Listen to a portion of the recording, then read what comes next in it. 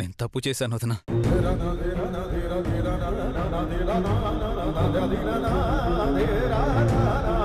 నీ మీద అన్నయ్య మీద ఉన్న గౌరవంతో నా ప్రేమను మీతో చెప్పలేకపోయాను.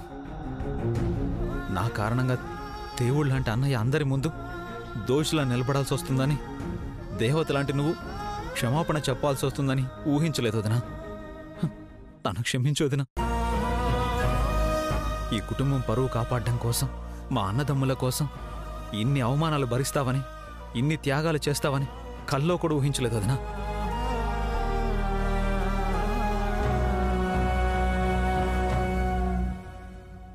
కన్న తల్లి కూడా తన బిడ్డల మీద ఇంత ప్రేమ చూపించదు వదినా.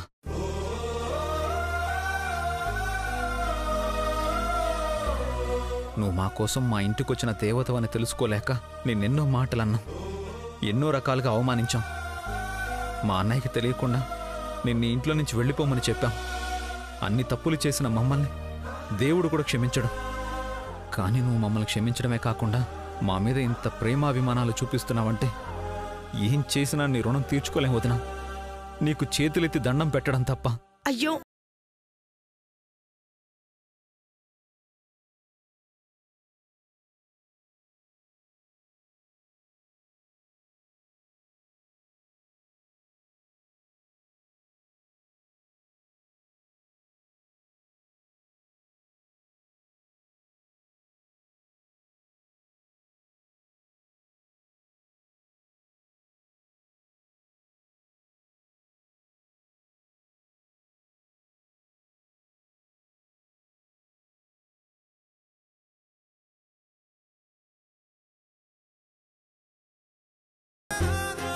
మీరలా బాధపడకూడదని నేను ఆ పని చేశాను. మీకే కష్టం రాకుండా సంతోషంగా చూసుకోవడం ఈ ఇంటి ఇల్లాలిగా నా బాధ్యత. ఇప్పటి వరకు నువ్వేం చేసావు, ఎలా ఉన్నావన్నది ముఖ్యం కాదు. ఇప్పుడు నీ జీవితంలోకి ఒక అమ్మాయి రాబోతోంది. నీతో జీవితాన్ని పంచుకోబోయే అమ్మాయిని బాగా చూసుకోవాలి.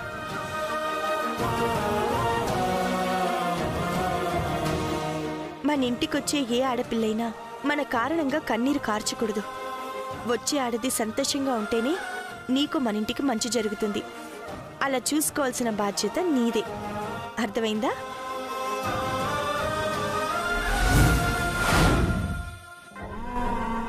అంత ఫ్రస్ట్రేషన్కి ఎందుకు ఫీల్ అవుతున్నావు? నీకు హెల్ప్ చేసే దాక్షాయినితో పెళ్లి జరగడానికి హెల్ప్ చేస్తానన్నావు. నువ్వేదో చేస్తావని నమ్మితే అక్కడ పెళ్లి అయిపోయేలా ఉంది. పెళ్లి చేయడం అంటే 4 పెగ్గులేసి పడుకునేంత ఈజీ అనుకుంటున్నావా? కొంచెం టైం పడుతుంది, వెయిట్ చేయి. వెయిట్ చేస్తూ కూర్చుంటే దాక్షాయినికి వాడితో శోభనం సీమంతో అన్నీ జరిగిపోతాయి. అప్పుడు చేస్తావా పెళ్లి? నిన్న దాక్షాయిని మా ఇంటికొచ్చి శంకర్తో తనకి పెళ్లి ఫిక్స్ అయిందని చెప్పి వెళ్ళింది. అవునా? ఇంకా నువ్వు ఆలోచిస్తూ కూర్చుంటే ఇద్దరం వెళ్ళి పెళ్లి భోజనం చేసి అక్షతలేసి రావాల్సి వస్తుంది. నువ్వేం చేస్తావో నాకు తెలీదు. దాక్షాయినికి నాకు పెళ్లి జరగాలి, జరిగి తీరాలి. నువ్వెవరినో మర్డర్ చేస్తానంటే నేను నీకు తోడుగా వచ్చి హెల్ప్ చేశాను. దాక్షాయిని పెళ్లి చేసుకోవడానికి నువ్వు నాకు హెల్ప్ చేయలేవా? చేయనని చెప్పలేదే. దాక్షాయినితో నీ పెళ్లి చేస్తానని మాటిచ్చాను, చేస్తాను. కూల్గా ఉండవు. కూల్గా ఉండబట్టే మ్యాటర్ వాడితో పెళ్లి వరకు వచ్చింది. ఇంకా వెయిట్ చేస్తూ కూర్చుంటే పెళ్లి కూడా అయిపోతుంది. ఆఖరి నిమిషంలో మెళ్ళో తాళి కట్టేటప్పుడు కూడా పెళ్లి ఆపొచ్చు. టెన్షన్ పడుకో. వాడితో పెళ్లి జరగకముందే మనమే ఏదో ఒకటి చెయ్యాలి. అవసరమైతే ఆ శంకర్ గాడిని లేపేద్దాం. వాడినే కాదు, ఆ పెళ్లి జరగకుండా ఉండడానికి ఎవరిని లేపేయడానికైనా నేను రెడీ. ఆవేశపడకు. అవసరం అనుకుంటే చంపడం తప్పు కాదు. ఏంటి ఆలోచిస్తున్నావు? ఆ ఇంట్లో పెళ్లి జరగాలన్నా, పేరెంటం జరగాలన్నా మెయిన్ కీ రోల్ ప్లే చేసేది ఆ సీతే. ఆ పెళ్లి జరగకుండా ఉండడానికి సీతని ఎలా టార్గెట్ చేయాలా అని ఆలోచిస్తున్నాను.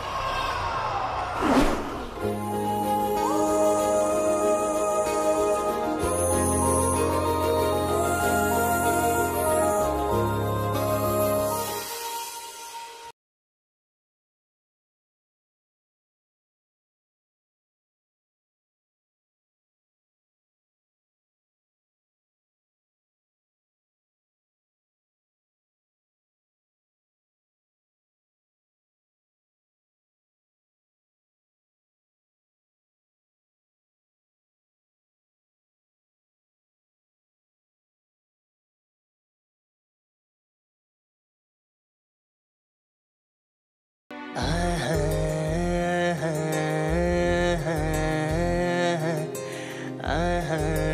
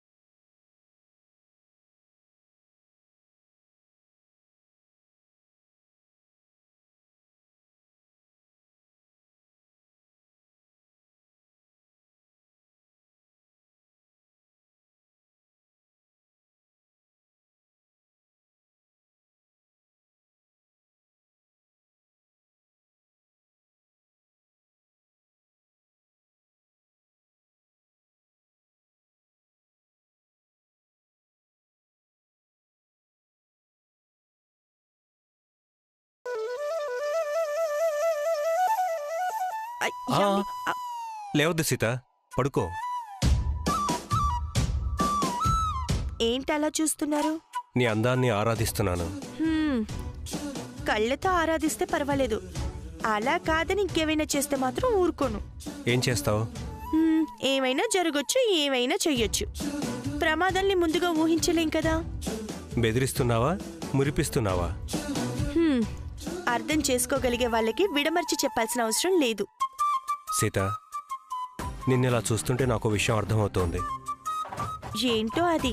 ఎంతవారులైనా కాంతదాసులేనని ఎందుకంటారో నాకు అర్థమైంది. మీరేం నాకు దాసులు అవ్వక్కర్లేదులేండి.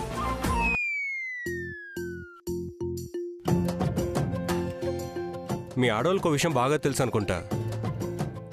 ఏ విషయం? మురిపించటమే ముద్దని, అలాగే అందమని. ఆడవాళ్ళకి సంబంధించిన విషయాలు చాలా తెలుసన్నమాట మీకు. నీతో పెళ్ళేంత వరకు ఏమీ తెలియదు సీత. నిన్ను చేసుకున్నాకే అన్నీ తెలిసిపోతున్నాయి.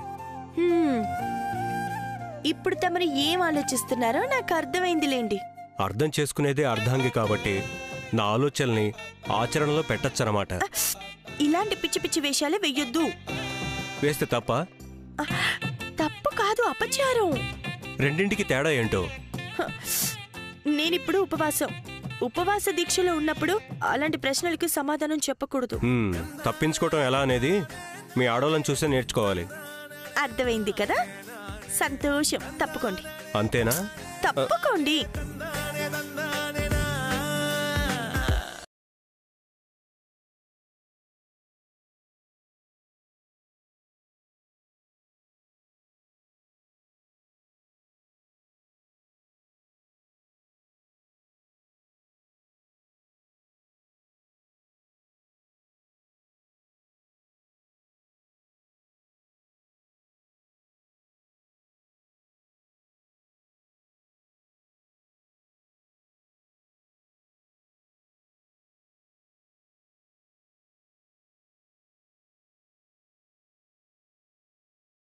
ఇంటికి వచ్చిన కొత్తల్లో బొద్దుగా ఉండేదానివి, ఇప్పుడు నాజుగ్గా తయారయ్యావు. అవునా? 6 దాటి 2 నిమిషాలైంది. ఇప్పుడు హ్యాపీగా తాగొచ్చు. తాగు. అయ్యో రామా, పట్టుకోండి. ఏమైంది సీత? ఉపవాసం ఉన్నాక దేవుడికి పూజ చేసి కానీ ఏమి తినకూడదు, తాగకూడదండి. నేను వెళ్ళి పూజ చేసి ఇప్పుడే వస్తాను. సీత, అబ్బా మళ్ళీ ఏంటండి? ఏ దేవుడి పూజ? శివుడికి. శివ పూజలు గుర్తుంటాయి గాని ఈ పతి దేవుడి పూజలు గుర్తుండవా? పతి పూజ? అలాంటి పూజ కూడా ఒకటి ఉంటుందా? నాకు తెలియదండి. రేపు పంతులు గారిని పిలిచి అడుగుతాను. నువ్వు కెమిస్ట్రీలో వీక్ అనుకున్నాను గాని మరీ ఇంత వీక్ అనుకోలేదు సీత. భార్యాభర్తల మధ్య కెమిస్ట్రీ ఉండాలి సీత గారు. కొద్దిగా అర్థం చేసుకోండి. ఉండండి, దేవుడికి దీపం పెట్టొస్తాను.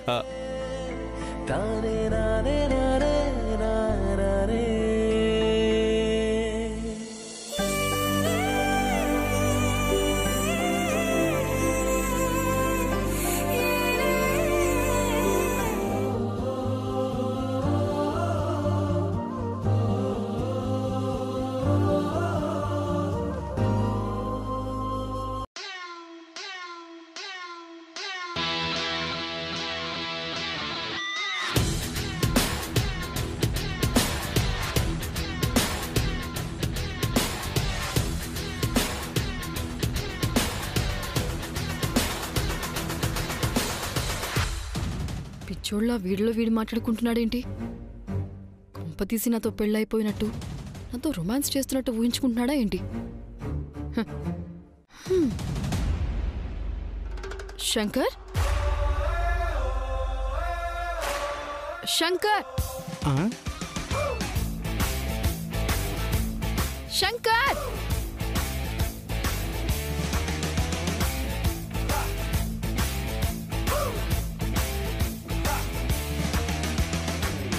నిన్నటి వరకు శంకరబాబు అని పిలిచేది ఇప్పుడు డైరెక్ట్గా శంకర్ అని పిలిచేస్తుందేంటి? అయ్యగారిని పేరు పెట్టి పిలిచేసింది ఏంటండి? లవ్వు. ఆహా. నువ్వు వెళ్ళి పని చూసుకా. ఏంటిలా చూస్తున్నావు? ఏమన్నావు? నేనేమన్నాను? శంకర్ అని పిలిచాను. పేరు పెట్టి పిలిచావా? అవును. ఏ తప్పా? మా అయ్యగారిని పేరు పెట్టి పిలవడం తప్పే కదండి. కాబోయే వారికి మర్యాద ఇవ్వాలి కదమ్మా గారు. ఓయ్, ఆయన నీకు అయ్యగారు, నాకు కాదు. నువ్వు మీ అయ్యగారిని చిన్నయ్య గారు, పెద్దయ్య గారు, చిన్నబాబు గారు, రాజాబాబు గారు అని పిలుచుకోవచ్చు. నాకేం అభ్యంతరం లేదు. మీ అయ్యగారు నా కాబోయే మొగుడు కాబట్టి నా ఇష్టం వచ్చినట్టు పిలుచుకుంటాను. అడగడానికి నువ్వెవరు? This property belongs to Dakshayani. Shankar అంటాను, ఏ అంటాను, ఓయ్ అంటాను. ముద్దొస్తే అరే ఓరే అని కూడా అంటాను. ఇవన్నీ లవ్లో కామనే. అయినా ఈయన్ని నేను నా ఇష్టం వచ్చినట్టు మార్చుకోవాలి కానీ నీ ఇష్టాలతో నాకు పనే ఉంది చెప్పు. బావా, నువ్వు సరిగ్గా కూర్చో.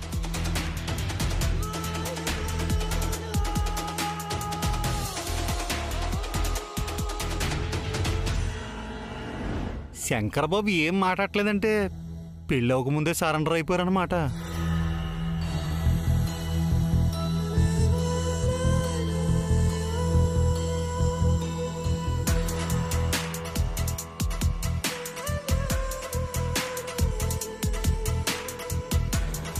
ఏంటి అలా చూస్తున్నావు? ఏం లేదు. అబద్ధాలు చెప్పకు. ఎందుకు అలా చూస్తున్నావు? అది నువ్విలా నా కోసం క్యారెట్స్ తీసుకురావడం చాలా బాగుంది. ఇప్పుడు ఇలాంటివన్నీ బాగానే ఉంటాయి. ఆ తర్వాతే మొహం మొత్తి సంతోషం చిరాగ్గా మారిపోతుంది. అందుకే పెద్దలు అతిగా ఆశపడొద్దు అంటారు.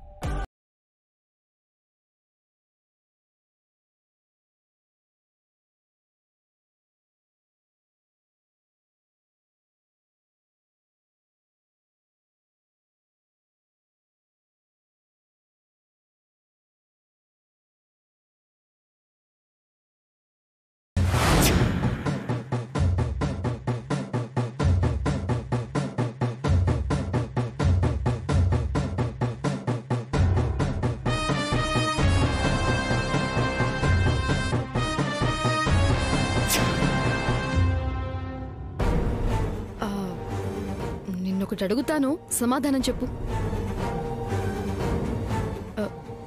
నువ్వు నా గురించి ఏమనుకుంటున్నావు? ఏమనుకోవడం లేదా? నువ్వు పరిచయం అయినప్పటి నుంచి నా లైఫ్లో మంచి మార్పు వచ్చిందనుకుంటున్నాను. మన పెళ్ళయ్యాక నా లైఫ్ ఇంకా బాగుంటుంది అనుకుంటున్నాను.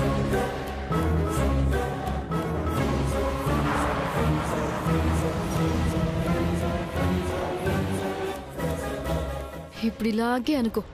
నువ్వు నా మెళ్ళలో 3 ముళ్ళు వేయగానే అప్పుడు దిమ్మ తిరిగి బొమ్మ కనిపిస్తుంది.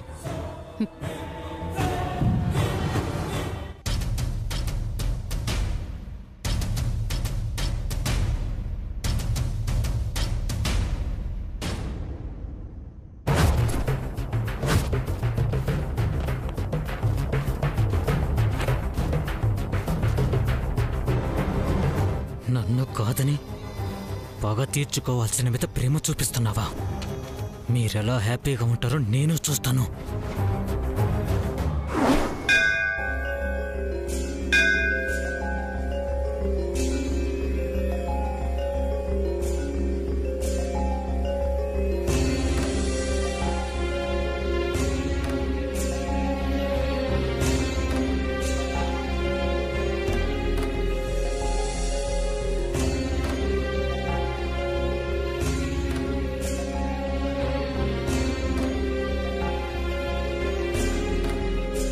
పంతులు గారు, మా తమ్ముడు శంకర్కి మా ఇంట్లో ఉంటున్న దాక్షాయణికి ఇచ్చి పెళ్లి చేయాలనుకుంటున్నాం. శుభం. మీరు మీ భార్య సీతమ్మ కలిసి ఒక నిర్ణయం తీసుకున్నారంటే అది చాలా ఉత్తమమైనదిగా ఉంటుందని నాకు తెలుసయ్యా. పంతులు గారు, శంకర్ దాక్షాయణిల పేర్ల మీద అర్చన చేయండి. అలాగేనమ్మా. అమ్మా, గోత్రం చెప్పండి.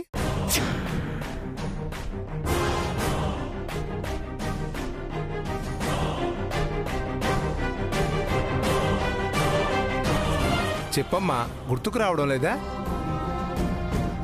నాకెవరూ లేరండి.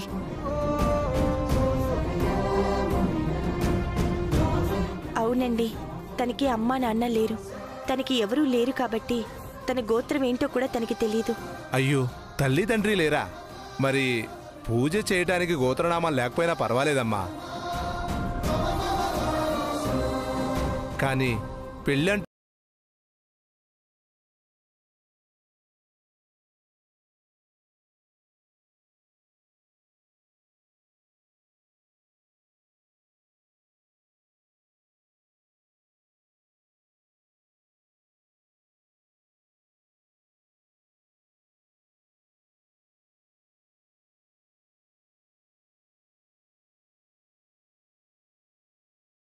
మరి పెళ్లి జరిగేటప్పుడు అమ్మాయికి కన్యాదానం ఎవరు చేస్తారు?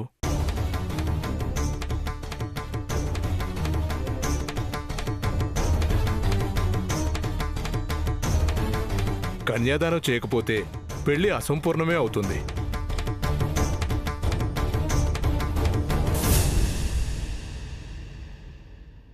కన్యాదానం నేను చేస్తాను.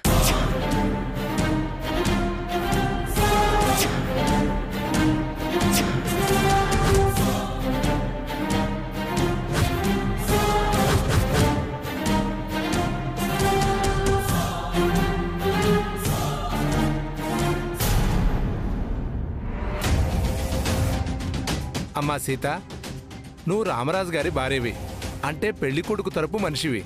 మగ పెళ్లి వాళ్ళు కన్యాదానం స్వీకరించేవాళ్ళు అవుతారు, కానీ కన్యాదానం చేసేవాళ్ళు అవరమ్మా.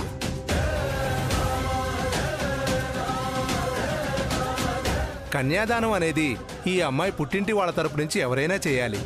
అంటే పుట్టింటి పేరు గల వాళ్ళు ఎవరైనా కన్యాదానం చేయొచ్చు కదండి? చేయొచ్చమ్మా.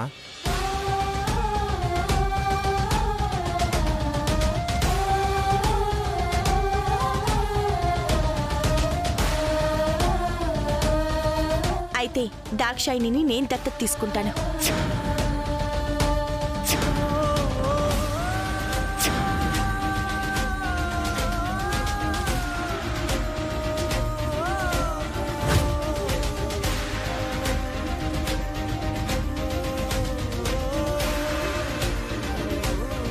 నా పుట్టింటి వాళ్ళు మా తాతయ్య నానమ్మలున్నారు. వాళ్ళ ఇంటి పేరుతో నేను ఈ అమ్మాయిని దత్తత తీసుకుంటాను. దత్తత తీసుకుంటే ఈ అమ్మాయి నా పుట్టింటి మనిషిగా నా సొంత చెల్లెలవుతుంది. అప్పుడు ఈ అమ్మాయి పుట్టింటి తరఫున మనిషిగా కన్యాదానం చేయడానికి నాకు అర్హత ఉంటుంది కదా పంతులు గారు? ఉంటుందమ్మా. అయితే ఆ దత్తత కార్యక్రమం రేపే ఏర్పాటు చేయండి. సరేనమ్మా. రేపు చాలా మంచి రోజు కూడా. ఉదయం 9 గంటలకి అద్భుతమైన ముహూర్తం కూడా ఉంది. ఆ ముహూర్తంలో దత్తత కార్యక్రమం జరిపిద్దామమ్మా.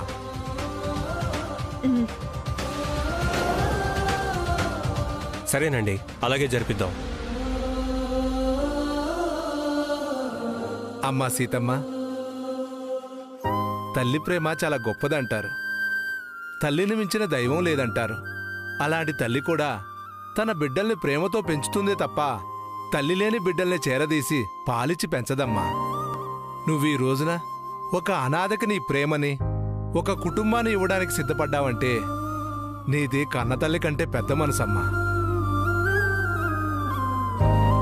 నీ మంచితనాన్ని చూస్తుంటే ఆ సీతమ్మే నీ రూపంలో నా కళ్ళ ముందు సాక్షాత్కరించినట్టుగా ఉంది తల్లి. రామరాజు గారు, మీకున్న గౌరవ మర్యాదలకి మీ కుటుంబ పరువు ప్రతిష్టలు పెంచే భార్య దొరికిందండి. మీరు చాలా అదృష్టవంతులండి. నన్ను దత్తత తీసుకొని ఈ కుటుంబాన్ని నాశనం చేసే అధికారాన్ని అవకాశాన్ని నువ్వే నా చేతికిస్తున్నావు సీత.